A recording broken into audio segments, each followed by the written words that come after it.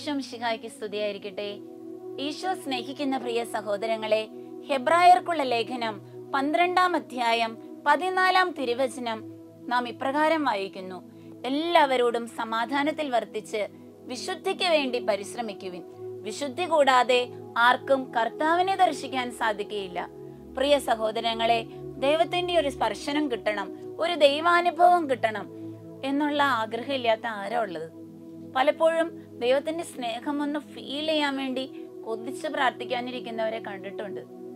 കർത്താവ് പറയാണ്, വിശുദ്ധിയില്ലാതെ, നിന്റെ ജീവിതത്തില് വിശുദ്ധിയില്ലാതെ ദൈവത്തെ ദർശിക്കാൻ സാധിക്കില്ല. പ്രിയ സഹോദരങ്ങളെ, എല്ലാവരോടും സമാധാനത്തിൽ വർത്തിച്ച് വിശുദ്ധിക്ക് വേണ്ടി പരിശ്രമിക്കണം നമ്മള്. അതായത് പലപ്പോഴും സമാധാനത്തിൽ വർത്തിക്കാൻ നമുക്ക് സാധിക്കാറില്ല. കാരണം എന്താ? നമ്മുടെ സമാധാനം എപ്പോഴാണ് നഷ്ടപ്പെട്ടു പോണേ? എന്റെ ഇഷ്ടം മുറുകെ പിടിക്കുമ്പോ, എന്റെ താല്പര്യങ്ങൾക്ക് വേണ്ടി ഞാൻ നിലകൊള്ളുമ്പോ പലപ്പോഴും അസമാധാനത്തിന്റെ ഒരു കണ്ണിയായിട്ട് ഞാൻ മാറും.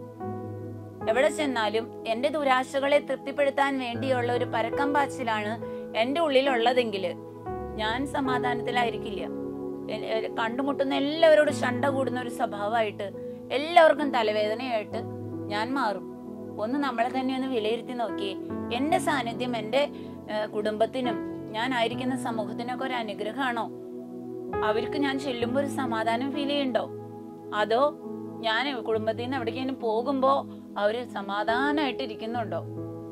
നമ്മൾ ആലോചിച്ച് നോക്കണം. പ്രിയ സഹോദരങ്ങളെ, ദൈവത്തിന്റെ ദർശനം, ദൈവത്തിന്റെ കൂട്ട് നമുക്ക് കിട്ടണമെന്നുണ്ടെങ്കിൽ ഈ ലോകത്തോടുള്ള കൂട്ട് പലതും നമ്മൾ വിടണം. ഇന്ദ്രിയങ്ങളെ വേണ്ട വിധത്തിൽ അടക്കണം.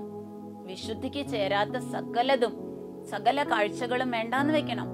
വിശുദ്ധിക്ക് ചേരാത്ത തരത്തിലുള്ള സംഭാഷണങ്ങള് നിർത്തണം.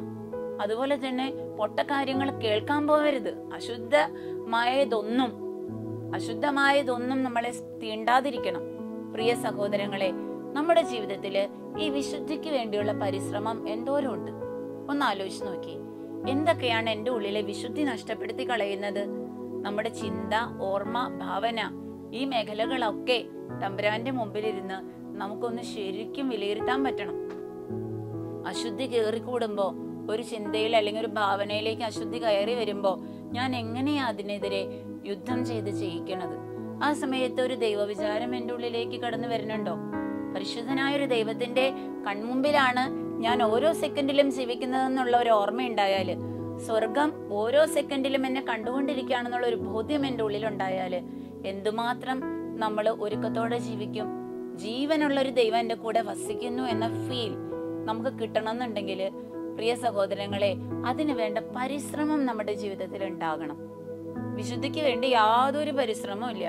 എല്ലാ തരത്തിലുള്ള പൊട്ട കൂട്ടുകെട്ടുകളും കൂടും. അതുപോലെ മദ്യത്തിനും മയക്കുമരുന്ന്, മറ്റ് പലതരത്തിലുള്ള ലഹരി വസ്തുക്കൾക്കും എല്ലാം അടിമപ്പെട്ട് ഈ ലോകത്തിൻ്റെതായ എല്ലാ തരത്തിലുള്ള പൊട്ട കൂട്ടുകെട്ടുകളിലും മുഴുകി നമ്മളെ തന്നെ നശിപ്പിച്ചുകൊണ്ടിരുന്നാല് ദൈവസന്നിധിയില് നമ്മൾ എങ്ങനെയാണ് തമ്പുരാന്റെ മുമ്പിൽ ന്യായവിധിക്കായിട്ട് നിൽക്കുക? വിശുദ്ധിയോടെ ഈ ഭൂമിയിൽ ജീവിച്ചില്ലെങ്കിൽ സ്വർഗത്തിലെത്താൻ നമുക്ക് സാധിക്കുമോ? അതുകൊണ്ട് ഇന്നത്തെ ദിവസം തമ്പുരാന്റെ സാന്നിധ്യത്തില് നമ്മള് ഓരോ കർമ്മങ്ങളും നിർവഹിക്കുമ്പോൾ മറ്റുള്ളവരോട് സമാധാനത്തിൽ വർത്തിക്കാൻ നമുക്ക് പരിശ്രമിക്കാം. അവരുടെ ബലഹീനതകളെ, കുറവുകളെ ഉൾക്കൊണ്ട് സ്നേഹിക്കാൻ നമുക്കാകട്ടെ. ഞാനായിരിക്കുന്ന ഇടങ്ങളിലെല്ലാം ഇന്ന് ഞാൻ സമാധാനം വിതയ്ക്കുന്ന വ്യക്തിയായിട്ട് മാറും എന്നൊരു തീരുമാനം എടുത്തേ. ഒറ്റ കാര്യം ചെയ്താൽ മതി. അശുദ്ധിയിലേക്ക് നയിക്കുന്ന വിചാരങ്ങളും സംസാരങ്ങളും പെരുമാറ്റ ശൈലികളും എല്ലാം ഇന്ന് കംപ്ലീറ്റ് പാടെ ഉപേക്ഷിച്ച് ദൈവ സാന്നിധ്യം നിന്റെ കൂടെ ഉണ്ടാകണം. അതിനുവേണ്ടി ജപമാലകൾ ചൊല്ലിയും വചനം വായിച്ചും എല്ലാ നേരവും ശുദ്ധ നിയോഗത്തോടെ ജീവിതത്തിന്റെ കർത്തവ്യങ്ങൾ നിർവഹിച്ചും നമുക്ക് മുന്നോട്ട് പോകാം. ഈശോ നമ്മെ സഹായിക്കട്ടെ.